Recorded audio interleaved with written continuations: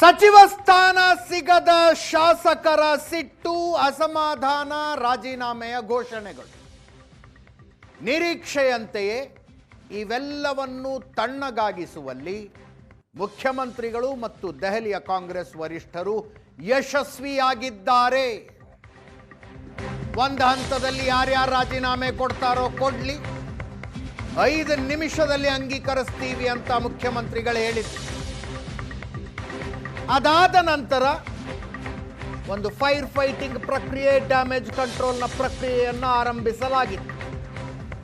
ಅಸಮಾಧಾನ ನಿರೀಕ್ಷಿತವಾಗಿತ್ತು.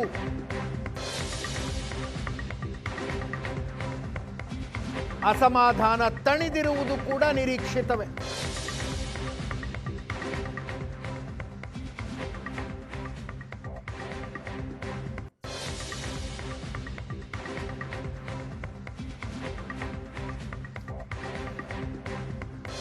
ಮುಖ್ಯಮಂತ್ರಿಗಳು ಸ್ವತಃ ಕೆಲವರಿಗೆ ಫೋನ್ ಮಾಡಿ ಮಾತಾಡೋದು.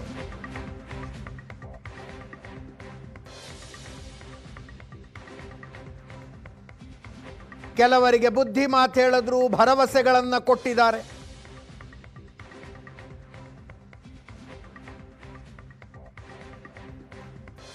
ಒಟ್ನಲ್ಲಿ ಅಸಮಾಧಾನಿತ ಶಾಸಕರು ರಾಜೀನಾಮೆ ಕೊಡೋದಕ್ಕೆ ಯಾರು ತಯಾರಾಗಿದ್ರು ಅವರು ರಾಜೀನಾಮೆ ನಿರ್ಧಾರದಿಂದ ಹಿಂದೆ ಸರಿದಿದ್ದಾರೆ.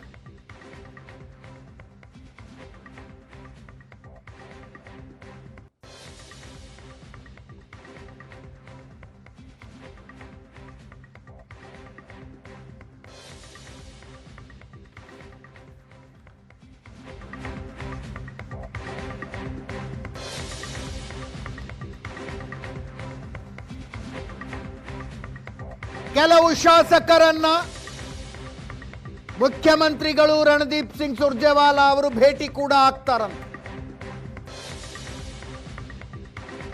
ನನ್ನ ಇಂಡಿ ಶಾಸಕ ಯಶವಂತರಾಯಗೌಡ ಪಾಟೀಲ್ ಮನೆಗೆ ರಣದೀಪ್ ಸಿಂಗ್ ಸುರ್ಜೇವಾಲಾ ಅವರು ಹೋಗಿ 2 ತಾಸು ಮಾತಾಡಿ ಬಂದಿದ್ರು.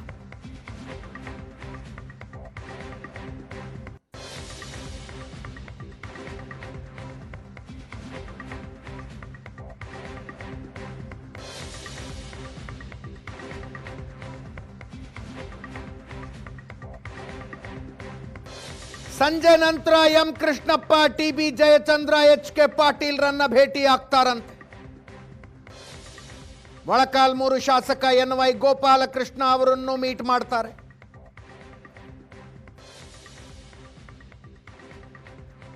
ನನ್ನ ಕೆಲವು ಆಪ್ತ ಸಚಿವರನ್ನ ಕಳಿಸಿದ್ರು ಅಸಮಾಧಾನಿತರ ಹತ್ರ.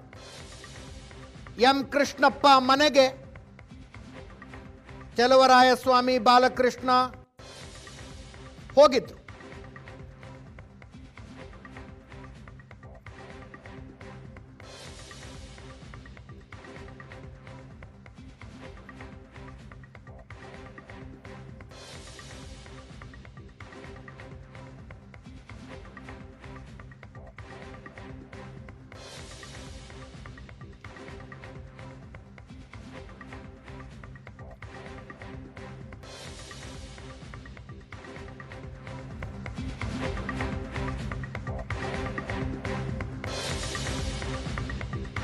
ಅಸಮಾಧಾನಿತ ಶಾಸಕರು ಒಬ್ಬೊಬ್ಬರಾಗಿ ಮಾತಾಡ್ತಾ ಇದ್ದಾರೆ.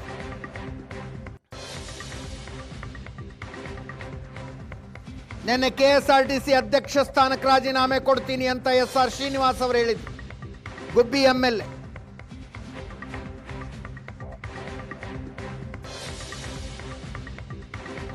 ಸಾಮೂಹಿಕವಾಗಿ ಎಲ್ಲ ನಿಗಮ ಮಂಡಳಿದು ತಗೋತೀವಿ ಅಂದಿದ್ದಾರೆ. ನಾನೇನು ರಾಜೀನಾಮೆ ಕೊಡೋ ಅವಶ್ಯಕತೆ ಇಲ್ಲ ಅಂದ್ರು.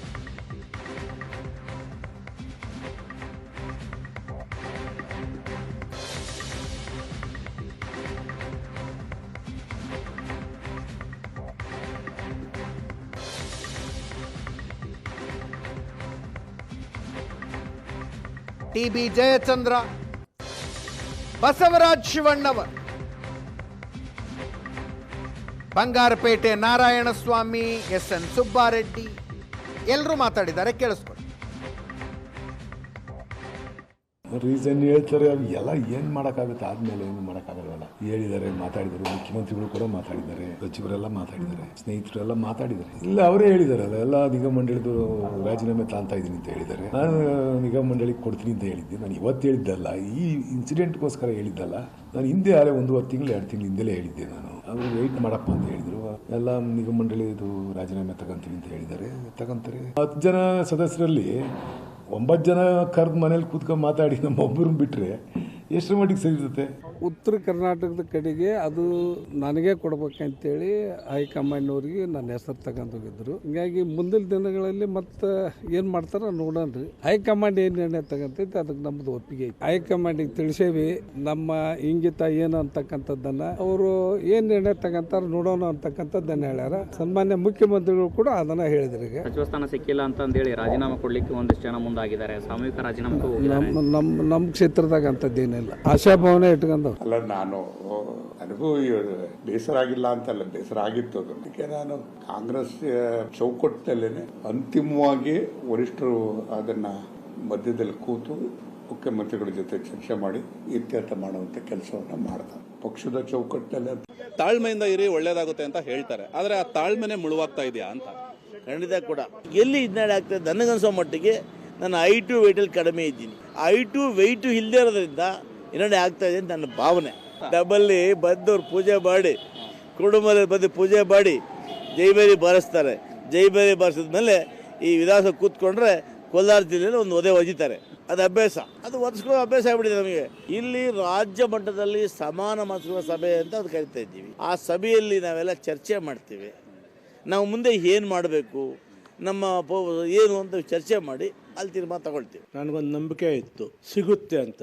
ನನ್ನ ಕ್ಷೇತ್ರ ಸ್ವತಂತ್ರ ಬಂದು ಹೆಚ್ಚು ಕಮ್ಮಿ 80 ವರ್ಷ ಆಗುತ್ತೆ. ಇದುವರೆಗೂ ಒಂದು ಸಲನೂ ಆ ಭಾಗಕ್ಕೆ ಸಚಿವ ಸ್ಥಾನ ಕೊಟ್ಟಿಲ್ಲ. ಈ ಸಲ ಎಲ್ಲ ಅವಕಾಶಗಳಿದ್ದಾಗ ವಂಚಿತರಾಗಿದ್ದೀವಿ ಅಂತ ತುಂಬ ನಮ್ಮ ಕ್ಷೇತ್ರದ ಜನತೆ ಬೇಸರ ಪಟ್ಟಿದ್ದಾರೆ. ಯಡಿಯೂರಪ್ಪ ವಿಜಯೇಂದ್ರನೇ ಬಂದು ಕರೆದರೂ ನಾನು ಪಕ್ಷ ನಿಷ್ಠೆ ತೋರಿಸಿ ನಾನು ಅವತ್ತು BJPಗೆ ಹೋಗಿ ಸಚಿವ ಆಗಲಿಲ್ಲ. ಯಾಕೆ? ಪಕ್ಷ ನಿಷ್ಠೆ ಆಗಿರ್ಬೇಕು ಅಂತ. ಆದರೆ ಇವತ್ತು ಪಕ್ಷ ನನಗೆ ನಿಷ್ಠೆ ತೋರಿಸ್ತಾ ಇಲ್ಲ ಅಂತ ಬೇಸರ ಆಗ್ತಾಯಿದ್ದೆ. ನನಗೀಗ ನೀವು ಕೊಡದೆ ಹೋಗಿರ್ಬೋದು, ಆದರೂ ಈಗ ಮತ್ತೆ ರಿಕ್ವೆಸ್ಟ್ ಮಾಡ್ತೀನಿ, ದಯವಿಟ್ಟು ಆ ಕ್ಷೇತ್ರದ ವಿಶೇಷವಾದ ಗಮನ ನಿಮ್ಮ ಮೇಲೆ ಇರಲಿ ಅಂತ ನಮ್ಮ ಪಕ್ಷಕ್ಕೆ, ನಮ್ಮ ಮುಖ್ಯಮಂತ್ರಿಗೆ, ನಮ್ಮ ಹೈಕಮಾಂಡ್ಗೆ ಹೇಳಕ್ಕೆ ಇಷ್ಟಪಡ್ತೀನಪ್ಪ. ಬಟ್ ನಮಗೂ ಯಾಕೋ ಇವೆಲ್ಲ ನೋಡ್ತಾ ಇದ್ದೀವಿ, ರಾಜಕೀಯನ ಸಾಕಾಗಿದೆ ಅನಿಸ್ತಾ ಇದೆ. ಇಷ್ಟು ನಿಯತ್ತಾಗಿದ್ದವನಿಗೆ ಯಾಕೋ ಪಕ್ಷ ನನ್ನ ಮೇಲೆ ಪ್ರೀತಿ ಇಲ್ಲ ಅಂದರೆ ಯಾಕೆ ಬೇಕು ಈ ರಾಜಕೀಯ ಅಂತ ಸತ್ಯವಾಗ್ಲೂ ನನಗೆ ಅನ್ನಿಸ್ತಾ ಇದೆ.